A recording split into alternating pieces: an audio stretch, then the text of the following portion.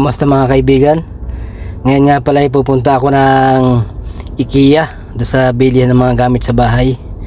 At napag-utusan ako ng amo kong lalaki na bumili ng bangko.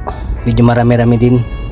Sa mga baguhan o hindi nakakaalam, all around family driver ako dito.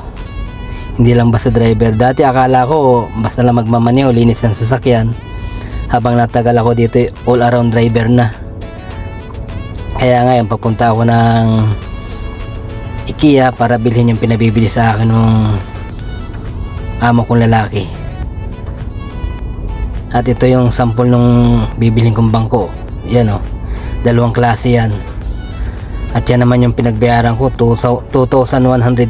At yan o lahat yun. Lahat 10 piraso.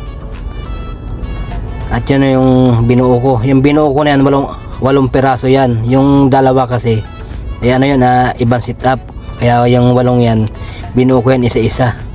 At isa lang yung pinakita ko sa inyo, pero 8 yan. Pagkakabuo ko kasi hinahakot ni boss dun sa kusina nila. At sinimplihan ko lamang ng pagbibideo. Bawal kasi ako maghakot dun sa kusina kasi nadun si madam, nadun yung anak na babae ni boss. Pag wala kasing abaya at nakapambahay lang, bawal sila makita. Kaya ganito yung yung ginagawa ko dito.